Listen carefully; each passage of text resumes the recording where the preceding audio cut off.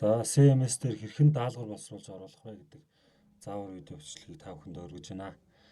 За та хэд маань интернет хөтөч браузер нээгээд браузер дээрээ CMS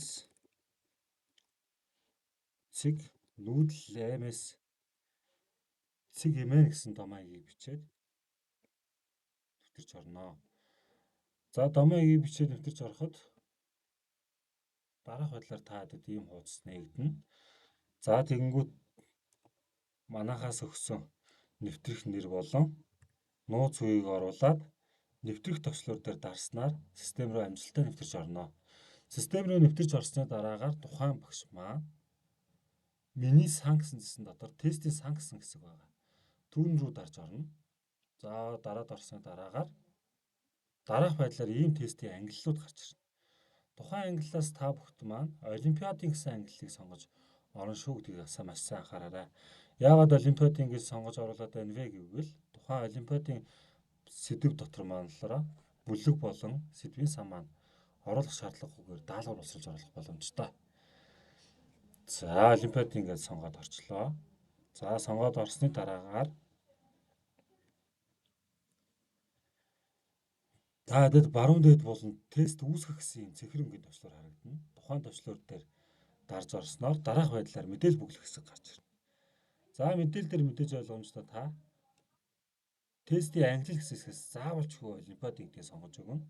За тэгээд EBS-ийн сонголтоо байж болно. Та ямар судлагдах вэ? Ямар хичээлээр тест материал үүсгэх гэж байна вэ? Тэрийг сонгож өгнө. Түүний дараагаар аль хөтөлбөр дээр нь яах юм тийм ээ? Бага ангиудын материал юм уу? Дундийнх дээр юм уу? Эсвэл бүрэн дундийнх дээр юм уу? Эсвэл бүр ээшийнх юм уу гэдгээ сонгож оруулж өгнө. За түүний дараагаар ахаад хөтөлбөрийн төрөл дээр мөн адилхан олимпиадын гэдэг төрлийг сонгож өгнө. Тестийн ангилал болон хөтөлбөрийн төрлөөр дээр хоёулын дээр нь олимпиад болон олимпиадын гэсэн сонголтыг сонгож өгнө гэдгийг маш сайн анхаараарай.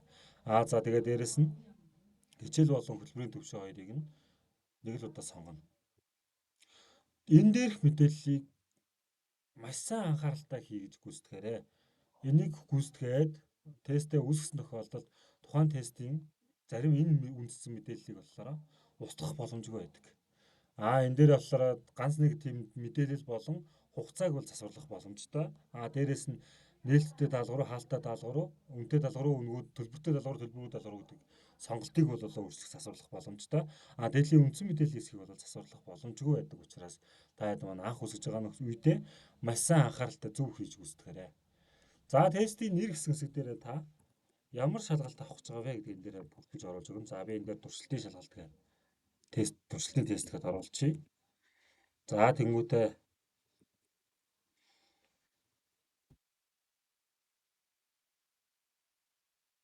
за энэ тайлбар хэсэг дээр та хэд маань юу гэж шийдэж болно? Ер нь бол тухайн шалгалтын тийм ээ материал дээр өгөх ерөнхий тайлбар зөвлөмж хэсгийн маркингуудыг энэ шигээ бүртгэж оруулж өгч болно. Цагтаа орж ирэх шаардлагатай, тим юмны хамааралтай тим юмны гүйцэтгэх шалгалтын сорилт даалгавар, тим юмны нэрмжит даалгавар, эсвэл олимпиад тэр бүх мэдээллүүдээ энэ дээр оруулж өгөх боломжтой. За оруулж өгсөний дараагаар хугацаагаа та хэд маань минут гэдэг дээр нь оруулж өгөөрэй. Тэгэхгүйгээр манайхан энэ дээр цаг дээр болохоор тийм ээ 60 минутын шалгалтаа энэ дээр 60 цаг оруулаад байдаг тийм алддаг тийм зүйлд гардаг шүү. За энэ дээр минутаа оруулаад өгчихөн. Түүний дараагаар та тухайн шалгалтын материалаа тийм ээ бусдад алдахаас сэргийлээд хаалттай төлөв дээр нь оруулж өгвөл маш сайн. Энэ нээлттэй төлөв дээр оруулах юм бол манай эхнүүл системийг ашиглаж Монгол орны хаанаас ч тухайн тестийг авч татаж ашиглах боломжтой байгаа хэлбэрээр орно. За ингээд та хаалттай гэдгийг оруулснараа тухайн шалгалтын материал маань хаалттай горимд байгаа. Та зөвхөн тухайн шалгалтыг ангид өгж ашиглах бүрэн боломжтойгоор тохируулж өгнө гэсэн. За үнэтэй үнэгүй гэдэг мэдээж ойлгомжтой. Тухайн шалгалтын материал нь тийм ээ төлбөртэй шалгалтын материал юм уу, төлбөргүй шалгалтын материал юм уу гэдгээ мөн адилхан тохируулж өгөх шаардлагатай. Та хэд маань бол ер нь бол дийлэнх нь ер нь үнэгүй буюу төлбөргүй шалгалтын материалууд боловсруулж оруулаарай. За хадгалах төвчлөөр дарснаар таны шалгалтын материал үүснэ.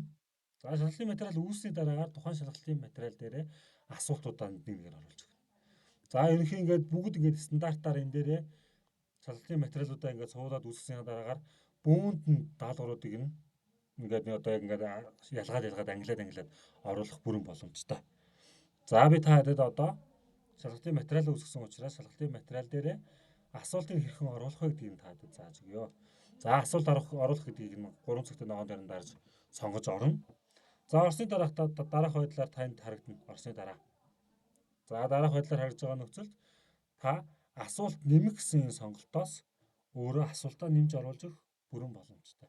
Асуулт сонгох гэдэг төслөөр дээр дарснаар манай семестр бүртгэлтэй байгаа даалгавруудаас түүж нэмж оруулах бас боломжтой.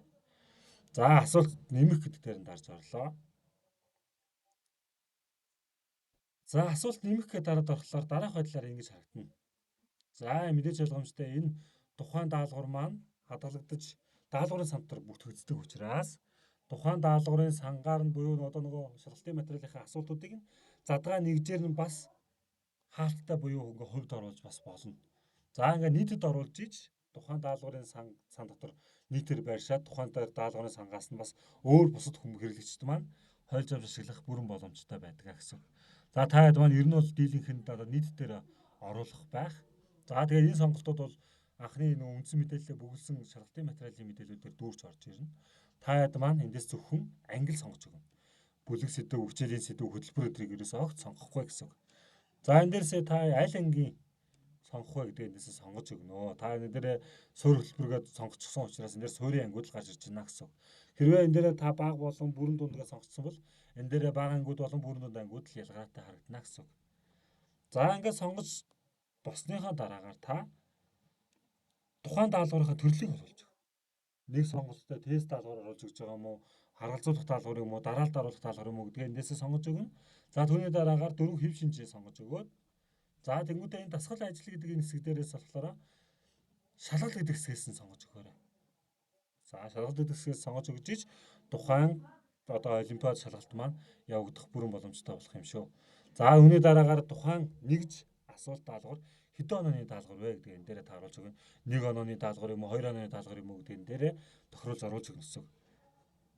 За тэнгуүдээ асуулт оруулж байгаа хэсэг мэдээж ойлгомжтой тухайн даалгаврын өгөгдөл асуултад оруулж өгнө. Би энэ дээр бүр ингэж оруулчих. За тэнгуүд нь хариултан дээрээ та хэд маань хариулт хувилбаруудаа тэмдэглэж оруулж өгөх бүрэн боломжтой. За тэгээд түүний дараагаар тухайн хариултаа хэдэн ч хувилбартай байж болно. 5 хувилбартай, 10 хувилбартай байж болно.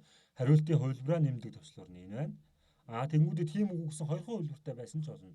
Хасдаг төслөөр маань энэ урлаан X тэмдэг байна.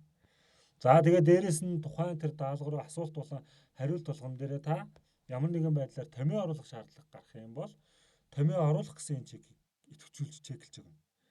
Томьёо оруулах гэсэн энэ чигийг чеклэнгүүд тухайн одоо тэр даалгавар асуулт оруулж байгаа ч юм уу хариулт оруулж байгаа талбарыг маань томьёо буюу математик оруулах боломжтой юм хэлбэрээр гаргаж өгдөг. За тэгээ энэ дээрээ та хэд маань математик тийм ашиглаад нөгөө математикийн багш, химийн багш маань, физикийн багш нар маань томьёо оруулах шаардлага гарах юм бол эндээс нь томьёо оруулах гэдэг чигээ идэвхжүүлж хагаад асуулт даалгавар хариултаа оруулах бүрэн боломжтой. Мөн дээрээс нь та тухайн асуулт болон хариулт тус бүр дээр нь зураг хавсаргаж оруулах бүрэн боломжтой байгаа. За ингээд хамгийн сүүлд нь зөв хариултын чек. Энэ чек. За зөв хариулт маань буюу одоо шивэн таны оруулж байгаа энэ асуулт даалгаврыг чинь аль нь зөв хувилбар вэ гэдгээ та эндээсээ чеклж өгнө гэсэн. За ингэсний дараагаар та хадгалах төслөөр дарснаар таны даалгавар маань тухайн тестэн дээрээ ингэж хадгалагдана гэсэн. За ингээ гадна талаас ерөнхий мэдээлүүд нь харагдана. За ингээ 2 онооны нэг сонголттой буюу тест даалгавар байгаа юм байна. Сэргээн санах төрлийн даалгавар байгаа юм байна. За ингээ даалгавар маань харагдаж байна. Тухайн даалгаврын хандан дээр дарж байгаа засварлах бүрэн боломжтой. Ингээ гаднаас нь харахын тулд энэ даалгаврынхаа дугаар дээр дарангуут нь бүх нарийн мэдээлүүд нь харагдана гэсэн. За ингээ нарийн мэдээлүүдийг харж байгаа дараагийнхаа асуултуудыг нэмж оруулах бүрэн боломжтой.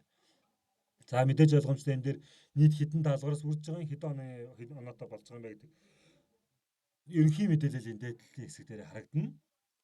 За тэгээд та хэд маань асуулт нэмэх, асуулт сонгох гэсэн төслөөраасаа хүснээрээ асуултаа оруулаад даалгаврууд маань доошоо жагсаад харагдана гэсэн үг. За анхаарал хандуулсан явдалд баярлалаа.